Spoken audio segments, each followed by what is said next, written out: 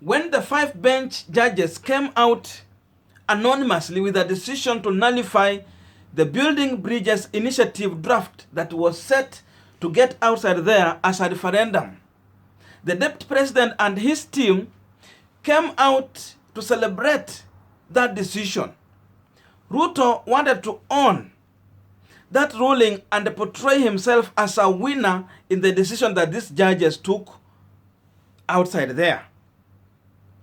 But in my own view, I feel that the deputy president, despite the fact that he has decided to take this as a win, he still remains the biggest loser in the Building Bridges Initiative decision by these judges. But before I explain my views, you might be watching me for the first time and you have not yet subscribed to this channel. Consider using this time to subscribe so that any other time, once we come out with a video like this one, you will always get notified. And to everyone who have subscribed, I must say thank you so much for your unconditional support to this platform. Actually, the more you subscribe here, the more you help us to reach more people outside there. We also have a membership on this channel, and any one of you guys, you can join this membership with as little as $1. You become a member. I know there are guys here who have joined the membership. We also have some people here who are also super chatting us during our premiums. I must say thank you so much for your unconditional support also. May good God bless you. Now let us get back to our discussion. Now, why am I saying that Ruto is a victim in this ruling and he is a loser? The reasoning here is simple.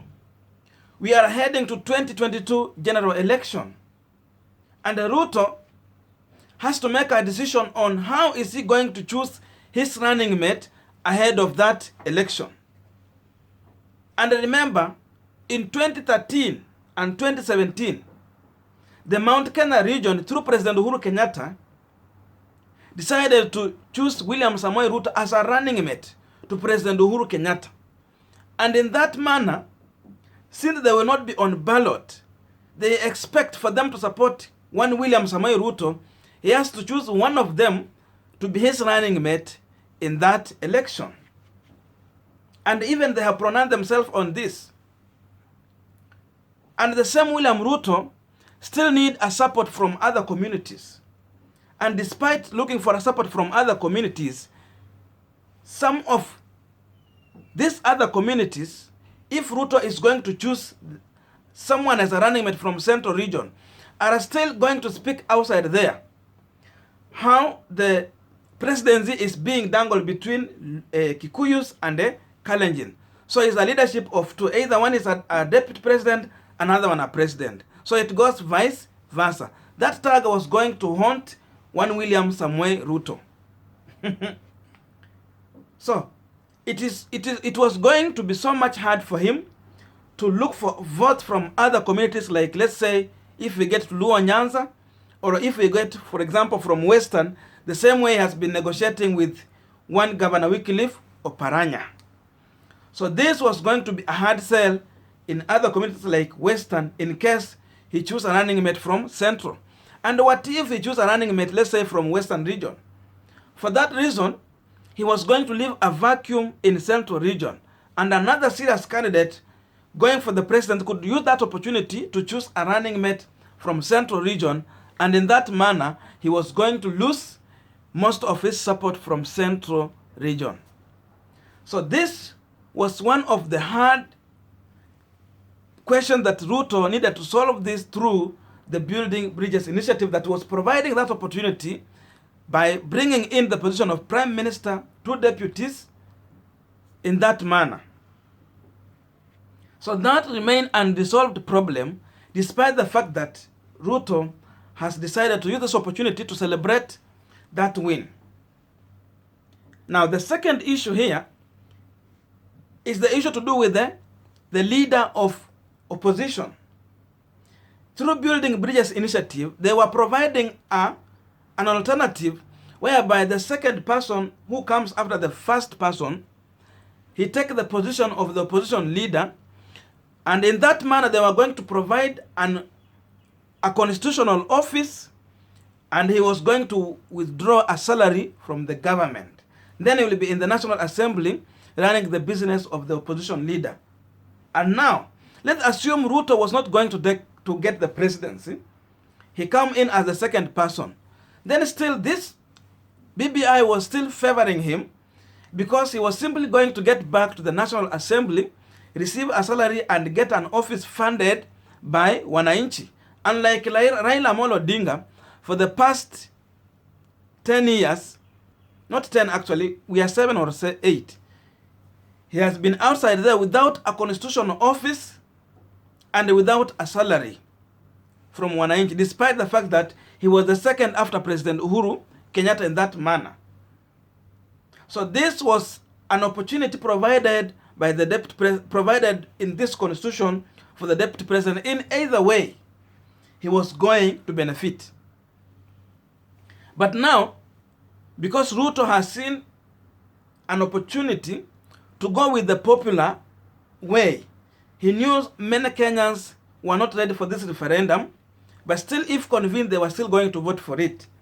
So he has taken this opportunity to run away with that issue and celebrate the win, portrayed himself as the person who was against that bill, despite the fact that he has chosen to remain silent, neither to oppose or support that referendum.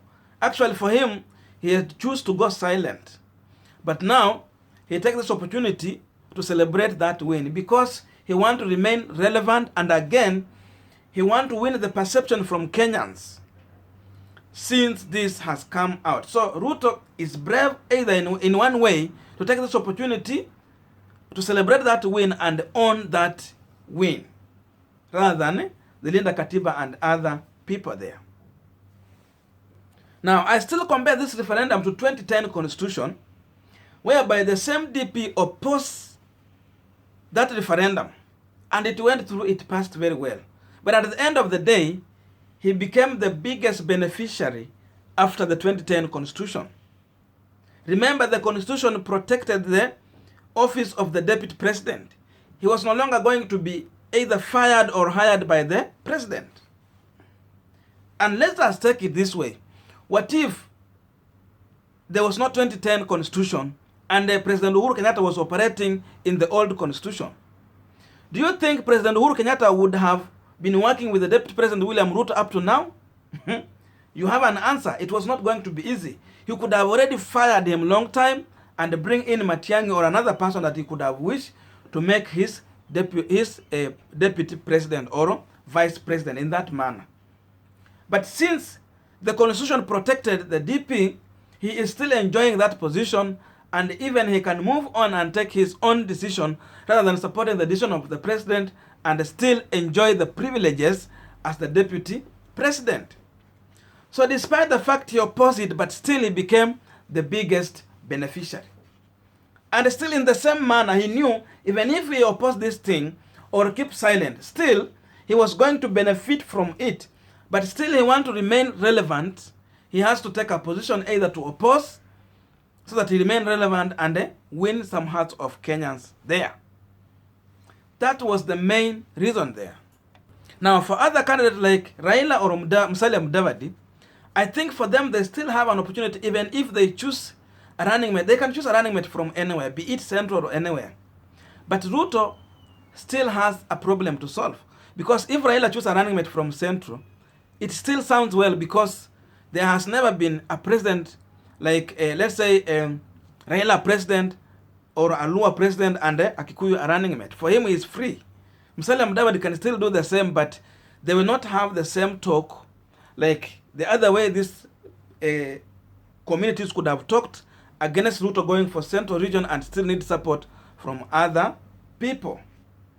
So that is the issue there. After all this celebration, I still know that Ruto still has to figure out on how he's going to work on the issue of his running mate in case the BBI team is not going to win the case. In as much as saying that they are going to appeal, still they can win or lose it. But on a light note, I still think, is there a kind of President Uhuru still playing the ODM leader, or he still means his words? Because after all this, how do they allow themselves to go wrong, and yet they have the best advisor that could have given them the right advice?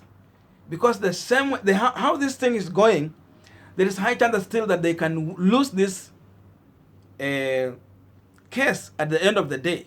So what if they lose? How are they going to work?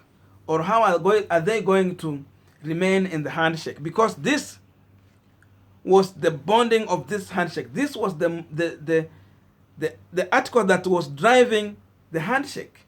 And now all these things have been watered down. How are they going to safeguard the handshake right away from there?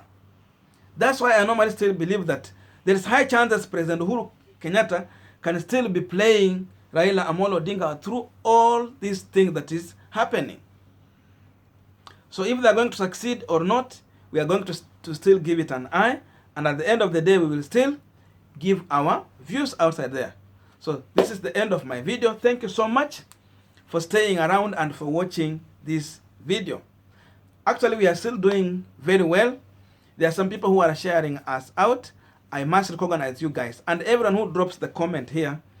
I was a little bit busy for yesterday and the other day. I did not go through the comments. So today, I'm going to go through each and every comment, and I'm going to respond to all those comments like as usual. It is my tradition on this channel to respond to each and every comment.